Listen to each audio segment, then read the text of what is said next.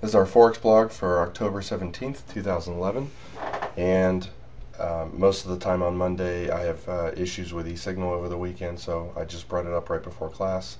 Some of the real-time intermediate time frame trend, therefore, wasn't updated throughout the night.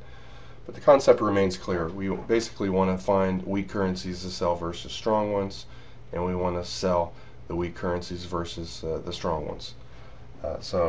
Today, for the most part, the yen had some strength. The dollar and the yen were weak for a couple hours here from 2 to 5. You'd want to sell these currencies, whatever is the weakest of the two, versus the strongest one at that time. Consistently strongest was the CAD, the New Zealand, Australian from that time. So basically, you could be looking to buy the Australian dollar and yen from 2 to 5 for the most part. If you notice, the currency right here is underneath the hourly. You don't really want to buy it until it breaks out above the hourly, so right here is the proper time to go long. We have major resistance areas right here where the market stalls like it typically does. You get this nice little pullback right here where you go long, and you made some money on that trade as well.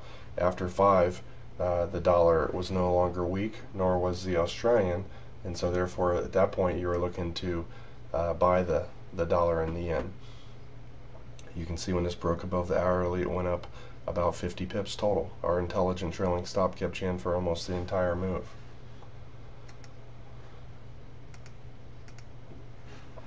The CAD also was quite strong earlier until about 5. So weak dollar, strong CAD, you want to sell it. You can see this one pretty much went down until about 5 o'clock, and then when the dollar got strong, it went up the rest of the day. But there was quite a bit of trades to be had in this one. Once it went sideways here for a couple hours and broke down, that's a pretty high probability trade. And you have some of our counter trend signals, which in my experience are about 80 to 90% winning.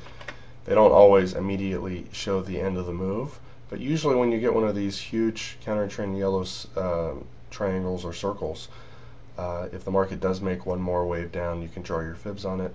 And probably 95% of the time this is the end of the move, and almost all the time it retraces back to the hourly. So in this case you had a very high probability 50 pip profit, and the market just kept going up.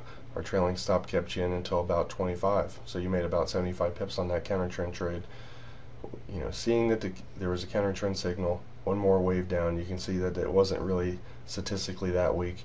Anything under the 80 or the 20 levels usually reverse, and you can see what happened here. When the dollar and the yen were strong later in the day, you'd want to sell those, buy those versus the weakest ones. Without any doubt, the euro was the weakest one today. So when the dollar and the yen got really strong after 5, you want to sell the weak euro dollar.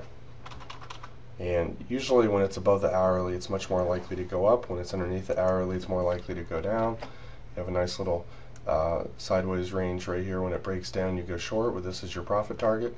You don't know if it's going to go underneath this level. This is a Fibonacci area I draw on the charts each night, and this is also the previous swing low.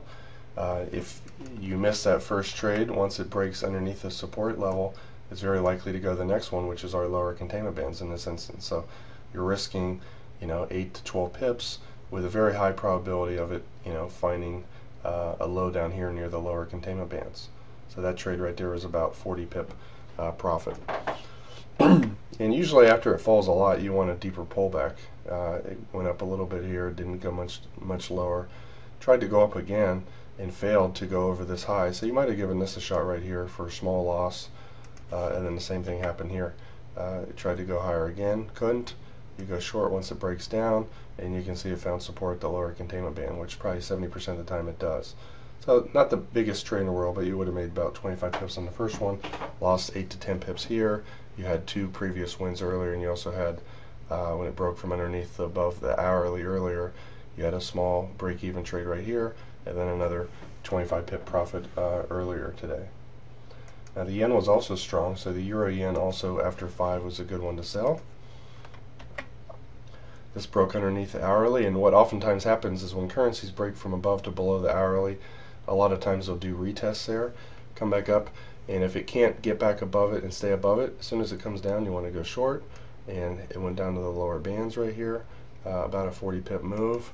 And then you can see if, it went sideways here for an hour and a half, had no bounce at all off the lower containment bands, which most of the time it does, and therefore, you wanted to continue looking for sells in this. The yen was quite a bit stronger than the dollar today, but despite that, when they get underneath the lower bands, usually the market doesn't go beyond the 1.618. So this was a very high probability place to get out of your trade, and if you're really aggressive counter trend trader, most of the time you can get a 20 to 30 pip bounce, especially when you had this nice little double bottom right here underneath an extreme low. It's 50 pips underneath the band, and almost always, it gets some kind of 20 to 50 pip bounce when that happens.